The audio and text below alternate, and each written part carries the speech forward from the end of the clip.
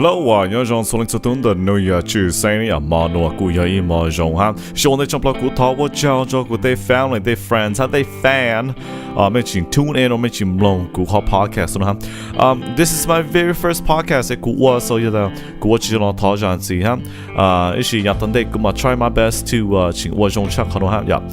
一時 for this podcast 比較 subject for tonight will be 古香港古show 呢，古香 original 呢 ，OK， 香港嘛你莫論背後個香港有得莫猜路我咪講嘛 ，it's called Your Song.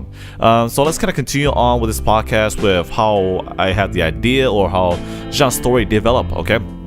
好順便嘛，即古行的古有一度都蒙靈呢呀 ，OK， 古有都蒙靈呢香港古show嘛，你蒙了，一時這 story 嘛，你蒙了呢 ，OK， 這 story 嘛，都羅我都亂咗哈，你呀蒙靈呢 ，OK， 一時都亂個哈嘛，你呀蒙了，但都羅嘛，你猜一般的都亂個只到你香港呀，我你胡呢，但你出來摸香港哈，胡也蒙了，show也蒙了，一個都亂個你出來到就錯了，因為香港你show嘛你 very special, okay? 你 more dedicate, 哈你 show 給香港人做都亂高好了 ，okay?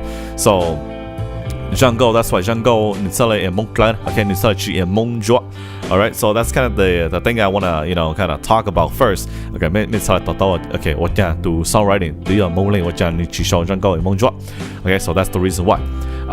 So let's kind of continue on with this. Let's go with the first verse, okay? So the very first two lines that we show on the first verse, okay? 你說的有個到那香港的那，他講我哋想點弄個嘅 ，okay? So 可能那路 idea behind 後來的嘛 ，for example， 有的香港人你 what if it was playing during her wedding, okay? It was playing during her wedding. 但你都弄個你拿嘅香港，你 recognize 都弄咗路說呢 ，okay？ 你出來唔弄，你出來我想點唔弄香港呢？個跟你別但你包大香港人，香港呢咪都弄咗好少準呢 ，okay？So that's kind of the idea here, okay? Like I said, 咩事咩咯 imagination 落到哈，有的香港人你 play in the radio 咯，你估摸 the same kind of effect, alright? Okay, let's kind of go down to the chorus. The two line, 你說下的，不說的。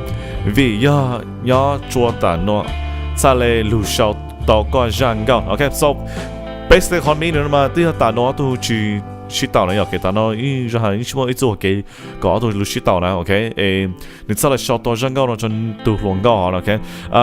Chính chấp lại béo này nhỏ mà bên chỉ sáng sau ý răng cao tu xa sau tu này béo luôn này giả vì ta chỉ是個sau tàu ý răng cao tu xa thì ý bảo là yêu chỉ tàu là, okay? So that's why 你出來學到香港呢做到香港 ，OK？ vì ta chỉ知道你talk 個到香港包但你 feel 嚟講哈你想嚟講 ，OK？So verse two, the last two line 古到說的只要啲，OK？ 我可能冇講嘅，只要啲古在路為說給路天理冇知道 ，OK？So 做路啦嘛，對，到香港嘛你估多啲多那樣，你估多啲多哈，So the reason why 只知道嘛vì chỉ hạt tu hoa or tu luận cho họ chỉ vì nhất ra OK chỉ vì nhất ra ở tu chủ cái lúc xa lại chỉ ở tu xa chỉ đạo na OK so this is kind of telling her that hey chỉ hạt cú nhớ từ ô này à chỉ hạt cú tôi nên ploy